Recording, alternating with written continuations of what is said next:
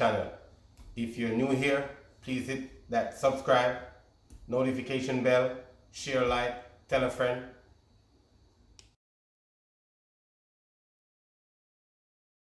Hi, welcome back to the channel. So today, or whichever you want to call it, we're going to do roast. We're going to roast a leg of lamb, bone out, not bone in. So let's get to it. Show you my ingredients, okay? So you guys see me talking about some special marinade before. I'm gonna show you the marinade, and this marinade gonna have a little bit of twist to it, okay? Because we're gonna have some rosemary in it as well, and this rosemary gonna kind of kill the gaminess of the lamb, or in Jamaica they say the rankiness of the lamb, okay? So we have rosemary, we have scallion, or you guys call it green onion, we have garlic. I'm just using a bunch of herbs. Just a bunch. When you go in the store, you can buy a bunch of it, or if you have it in the backyard, you can pick a bunch of it, okay? So this is 2 bunches of scallion, or bunch and a half. This is 1 bunch thyme, and this is a bunch of parsley, and this is half a bunch of rosemary, and this is like a whole bud of garlic, or not clove, this is a bud, or head of garlic, a whole head of garlic, okay? And I got salt and pepper. I got a little bit of pepper flakes, just a little bit for, you know, kind of give it a little bit of pepper kick to it. You know you gotta have oil as well, alright? You can use any kind of oil, but I'm using some regular vegetable oil because I don't want to use grape seed oil, or I don't want to use the extra virgin olive oil, okay? So let's get into it. So what we want to do, you want to drop something in the blender that's kind of easy to blend in the bottom first, so you can get that rotation easily, so it doesn't stress you out. What I normally do, I put a little bit of water as well in there to get it going. Put my oil. You can put a good amount of oil because the oil is going to emulsify. That's what's going to make it come together more easily. Let's put some scallion and break them with your hand. It's not hard to do, it's easy. Salt and pepper for sure. And make sure you put a little extra so when you season it as well. And for the rosemary, if this is too big, you just want to go ahead and take that off. You want to make sure any stem you put in there is easy to blend, okay? So don't put the thick stem if it's not like easy to blend, okay? So these are easy. This one, gotta peel it. That's good. This one I gotta peel it as well. Alright, and this marinade can stay even up to 2 months. If you make a lot, you can freeze it. And this, you want to check it as well. This is all good, easy to blend. Alright, the rest can go in here. One go. This marinade, I was saying before, can stay for up to 2 months, and you can freeze it as well, because it's a little bit of water base and it's oil base, so you can freeze it and, you know, pop it out when you need it. Put it in small containers, or whichever way you need it, you can do it for it, okay? So the lamb, gonna get this rubbed tonight. We're gonna rub it for 24 hours. So we're gonna rub it and then we're gonna roast it tomorrow, okay? And the time, you wanna make sure you cover it just in case, okay? You don't want this to mess up the whole place.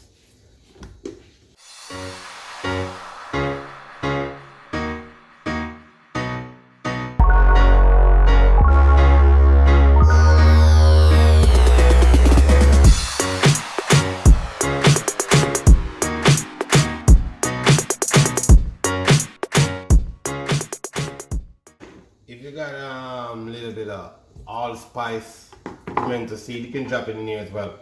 But you gotta make sure it blends smooth out, okay? So what we're gonna do now, we're gonna bring bowl over here. That's the texture of the marinade you're looking for, okay? Smooth, but a little bit still on the rough side. You don't want it too smooth, okay? All right. So we're gonna dump a little bit in here. It's a little bit too much, but it's okay. And you can add a little bit more oil in here too if it doesn't look like the way you want it to marinate more around, okay? And you want to put some salt and pepper in here as well, because this salt and pepper you put in here wasn't enough. You don't even put no salt and pepper in here, but I always put a little bit of salt and pepper in mine. So you want to mix it up as well. And the lamb is washed. I wash it off with a little bit of lemon or lime. That helps a little bit of gaminess as well. And that marinate smell real good. So you want to massage this in. And if you want, you can take this off, or you can roast it with this on it. This is like a thing that can roast with on it. If you want, you can take it off. It's deboned, so see that all right here. You can put some marinade in here as well too. Your finger and shoot it down in here. Give it that VIP rub. Massage it in. Tastes better like that. Make sure it go everywhere in there. Use your finger to massage it in. You know, you can't do anything to this meat. You know, massage it in. Make sure every little part get a little bit of that flavor, because you want it to have the flavor in there. And when you roast it, and all those herbs combined, it's gonna be amazing. And if you want, you can take the extra fat off, but I like to roast this with the extra fat on it, because when that melt down in the meat to give it more flavor. You know?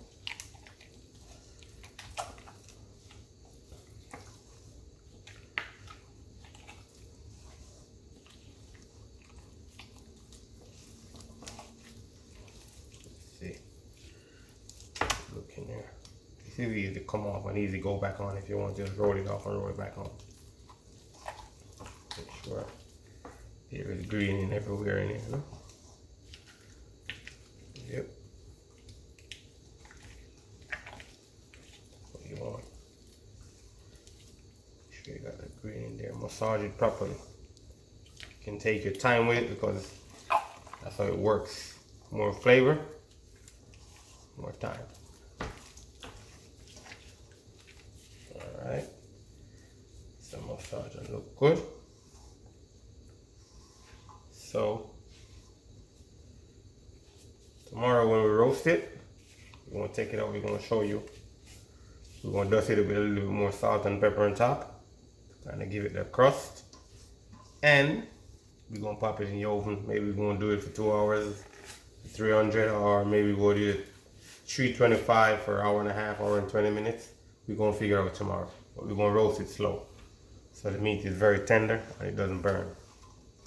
All right, see you tomorrow. Welcome back to the channel. So today we're going to do the roasted lamb, you know what I'm saying, with a twist, you know, because the twist is kind of using rosemary to kill a little bit of the gaminess inside of it. So let's look at it. And we're doing some roasted potato while we're in the oven waiting for this for like an hour and a half, hour and 20 minutes.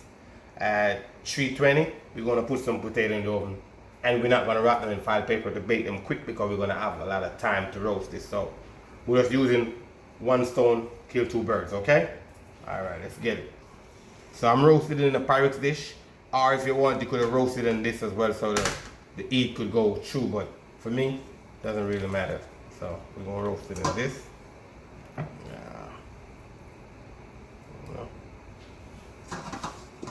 I'm going to put a little bit of water in this as well. Mix it up and just pour it on the bottom. Just to kind of give it, you know, more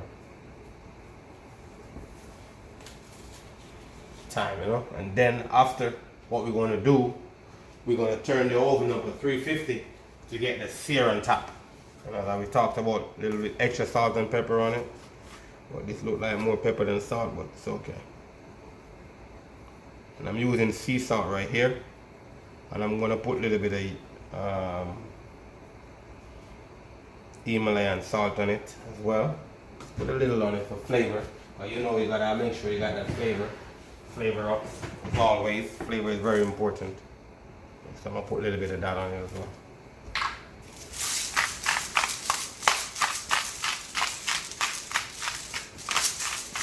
and make sure you get the crust on top.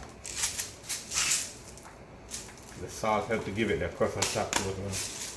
Nice crust. So now we have the oven at 325. We're gonna bake it for an hour and a half. We're gonna put the potato with it just to, use up the heat in the oven as well. Then after I roast it for like half an hour, I'm gonna rinse this out with some water and pour it in. Just to kind of, so I can baste it if it's burning too much on top. All right. Let's go to the oven.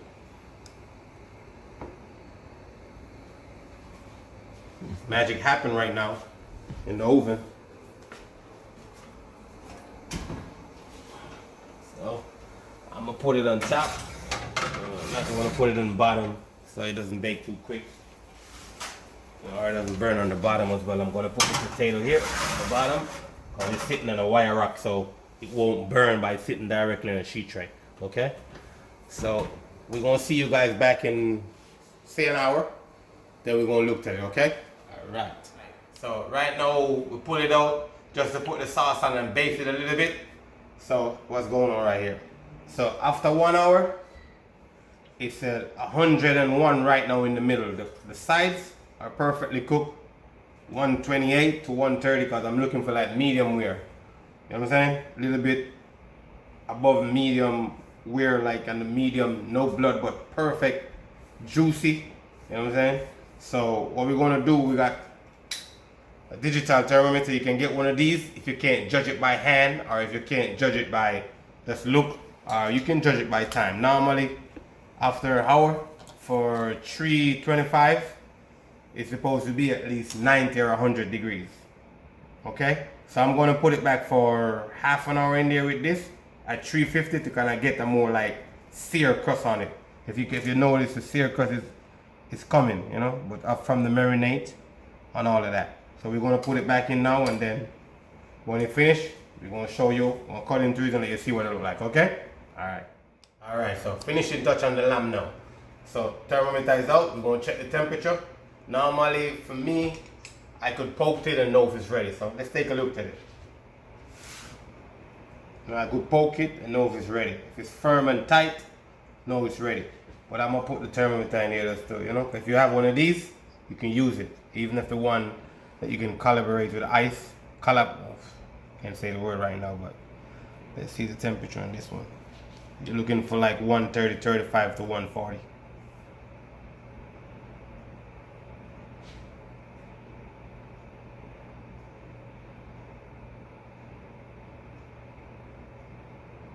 So this is 137 and still going. I don't know if you can see that. Still going, so it's gonna really definitely go to 140. So that's what you're looking for, okay? Or you could just poke it, and if it's extremely firm, if you like it dead, well done, you can have it whichever way you like it. But this is gonna be medium to slightly medium well right now, the way we wanted it. So it's ready to go. We got some potato over here that we roast as well to go with it. I'm not going to give you a plate presentation on this one, but you can figure the potato is nice and soft. And don't forget the temperature in this was first for 1 hour at 330 or 325, and then for another half an hour 350 to get the color on it. Then I put the liquid back on it, the sauce, to get the kind of sauce you're going to need. Some sauce to base it while it's it's cooking. So that's it. Don't forget, hit the notification bell. A nice one.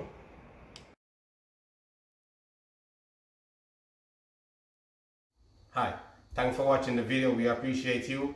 Don't forget to hit the notification bell, tell a friend, subscribe, like, comment, share, all the above.